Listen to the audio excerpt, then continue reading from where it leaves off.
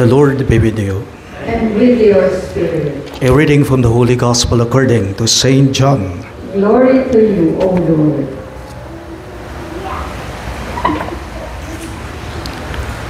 At that time, Jesus revealed himself again to his disciples at the Sea of Tiberias. He revealed himself in this way.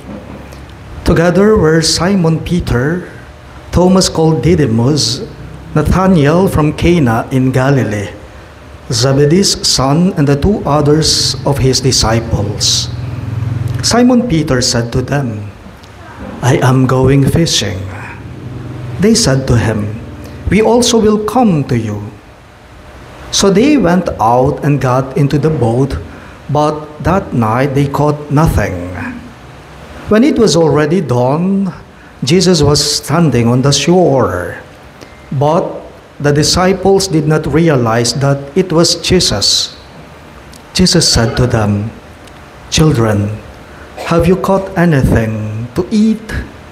They answered him, "No." So he said to them, "Cast the net over the right side of the boat and you will find something."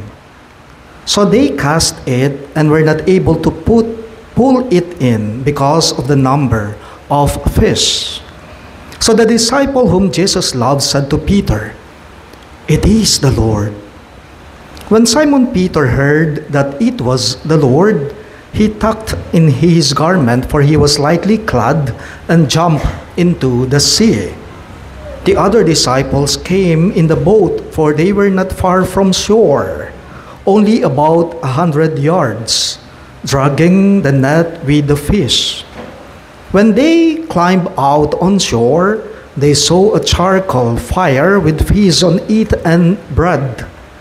Jesus said to them, "Bring some of the fish you just caught."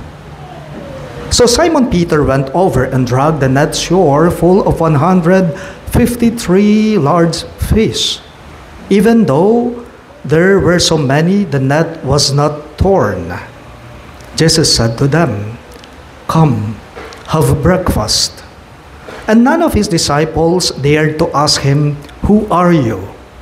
because they realized it was the Lord. Jesus came over and took the bread and gave it to them, and in like manner the fish. This was now the third time Jesus was revealed to his disciples after being raised from the dead. When they had finished breakfast, Jesus said to Simon Peter, "Simon, son of John, do you love me more than this?" Simon Peter answered him, "Yes, Lord, you know that I love you." Jesus said to him, "Feed my lambs." He then said to Simon Peter a second time, "Simon, son of John, do you love me?" Simon Peter answered him, "Yes, Lord, you know that I love you." Jesus said to him, "Tend my sheep." Jesus said to him the third time, "Simon, son of John, do you love me?" Peter was distressed that Jesus had said to him a third time, "Do you love me?" And he said to him, "Lord, you know everything. You know that I love you." Jesus said to him, "Feed my sheep. Amen, amen, I say to you, when you were younger, you used to dress yourself and go where you wanted. But when you grow old, you will stretch out your hands and someone else will dress you and lead you where you do not want to go." He said this, signifying by what kind of death he would glorify God. And when he had said this, he said to him, "Follow me." Sisters and brothers in Christ, the good news of our salvation. Praise to you, Lord Jesus Christ.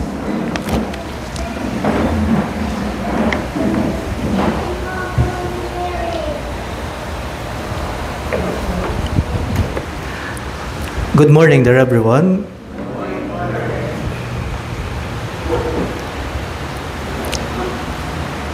Alam po ninyo, sa tuwing ako ay nanonood ng games sa mga players, whenever I watch team sports, whether it's basketball or volleyball, isa po sa mga napapansin ko sa mga varsity players,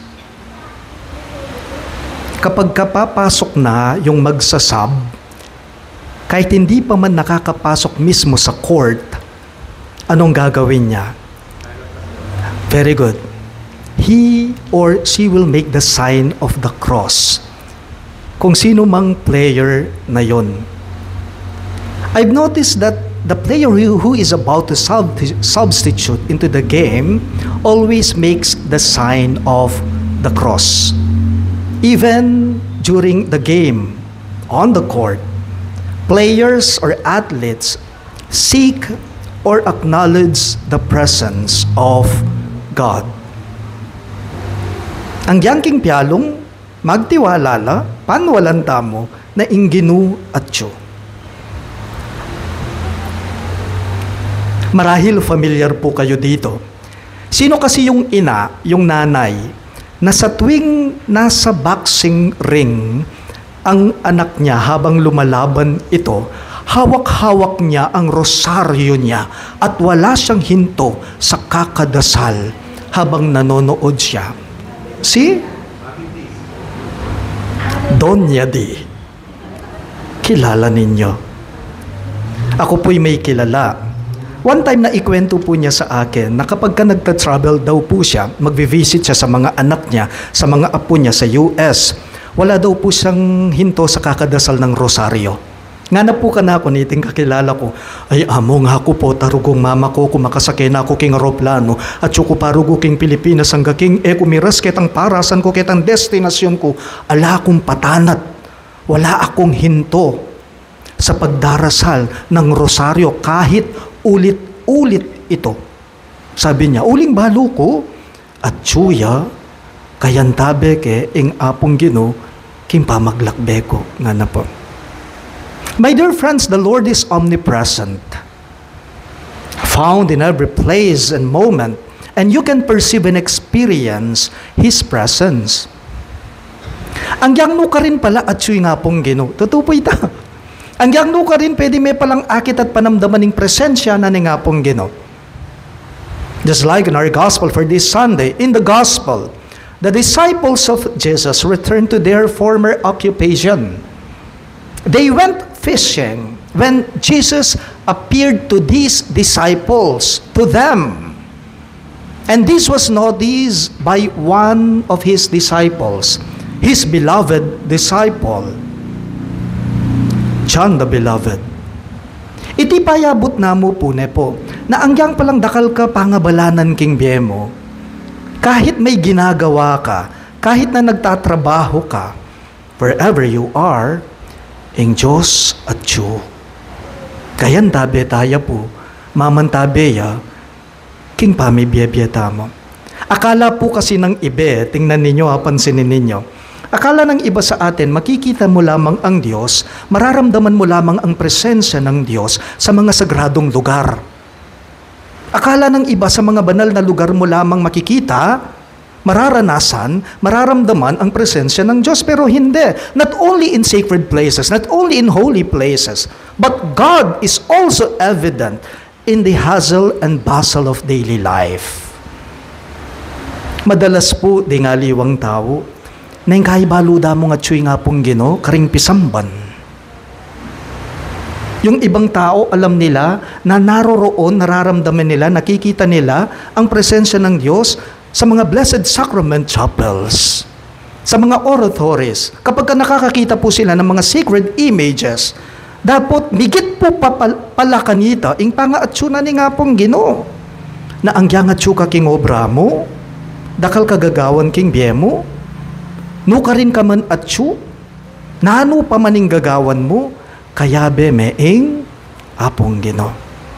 And this only reminds us that no matter where we are, no matter what we are going through, we are never truly alone.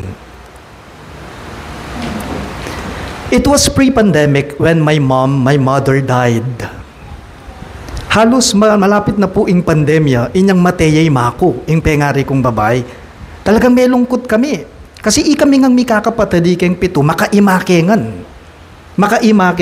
Misa nabanggit ko na kayo nung ako magkamali sa humilya ko.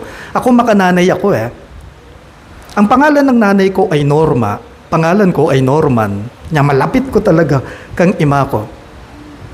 Pre-pandemic nung mamatay ang nanay ko, talagang migluksa kami, may lungkot kami kasi kami ngang mikakapaday kami nga anak na makaimakengan, makataid kengan kang ima kong yang mga tuwa na kami, ang yang talasawa no puring kapatid ko.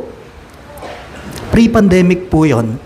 Pero alam po ninyo, nung nagka-pandemya, kung hindi ko nagkakamali, more or less 3 years yatang pandemic sa atin, 3 years yata, more than. Noong pandemic po, nabanggit sa akin ng ate ko, ng kapatid ko, sabi niya, Among, tingnan mo, sabi ng ate ko, mapag-aruga, mahal talaga tayo ng Diyos. Kung namatay si nanay ng pandemic, sabi niya, Diyos ko, mamamatay siya ngayon, ipakikremate mo siya, bawal may ngiburol. Pakremate me, agad-agad, kukut-kut me, inililibing mo siya. Linis yan iniwas ng Diyos yung kamatayan ni nanay. Upang sa ganoon ay makita pa natin siya, maiburol natin siya. Kung pandemya siya namatay, ay naku, isang araw lang, nakabaon na siya sa lupa. Look, my dear friends, kahit pa man din sa mga karanasan nating hindi natin inaasahan, kahit pa man din sa mga masasakit na pinagdaraanan natin sa buhay, kahit pa man din sa kalungkutan yan o sa saya yan, ang Diyos ay laging naririyan. He is guiding us, protecting us, and loving all of us. Napapansin po ninyo, kayo pong mga employees dito, kayong mga nagtatrabaho, kahit na pagod ka na sa trabaho, maghapon, exhausted ka na pag uwi mo ng bahay, pero pag nakita mo ang mga anak mo, o nakita mo yung mga apo mo, nakita mo ang asawa mo, naiibsan yung pagod mo. At yun ang misteryo dun eh. Alam mo na laging nakagabay ang Diyos sa'yo. He always protects you, guides you, kahit busy sa trabaho. Ang yang namanita mo, waring yang magkasakit tamo kingbye, kahit nahihirapan tayo. Pero apansinan nyo po, milalabas tamo. Magkasakit ka kingbye mo, pero ala kang panamdaman na sakit king pamikakatawan mo, mikakabuse ka, mikakabus ka, king patingapon. And that's the mystery of the love of God. Proprotekta na katamo, antabayana na katamo, uling iya paratiyang atyo. Pansinin po ninyo, ang naranasan ng mga alagad ni Jesus. Bumalik daw po sila sa dating gawain nila, sa dating trabaho nila. Pangingisda. Pero isa sa mga alagad niya, napansin niya na naroroon kasama nila si Jesus. It is the Lord, sabi niya. At yung Ginoo, nga na. He was able to see and recognize the presence of God in the middle of their daily work of fishing and casting nets. Na ano po yung mensahe na nite? Impunto na ning Ebanghelyo, simple mo po. Akit tayo sana pong mabiyay nga pong Ginoo, ang yang karing pangabalanan tamo, king biyata mo. Akit tayo sanang atsu inga pong Ginoo, mabiyaya inga pong Ginoo, ang yang karing dakal agagawan tamo, karing pamibiyabiyata mo. Indeed, we can see and feel the presence of God even when we are busy, even when we are occupied, even when we are engaged in many activities. Alam po ninyo, hindi lamang po kaming mga pare, hindi lamang po ang mga madre o yung mga taong pinili nila ang buhay relihiyoso ang nakakaranas ng presensya ng Diyos. Ako'y naniniwala, kahit pa man din po kayong mga laiko, mananampalatayang Katoliko, kahit ano pa man ang ginagawa mo, ordinaryo kang tao, nagtatrabaho ka, nasa klinika ka, nasa opisina ka, iniingatan mong mga apo mo, sana itamongan po akakit tayang ingata nakatamo at tsu nga pong Gino. Nung biyasa kang kikilalanan king biye mo na at tsu nga pong Gino, mabiyay nga pong Gino, asugradong tanggapan mo ing grasya na kanita, siksik, liglig, umaapaw. No matter how busy we are, you are, God is always present. Remember, my dear friends, with ourselves, we can do some things, yes. But with God, we can do everything. With ourselves, we can do some things. But with God, you can do everything. Potang kaya betay nga pong Gino, inge gana-gana agyuta mo, agawata mo, alampasan tamo, kaya bena. Amen? Please all rise. We now profess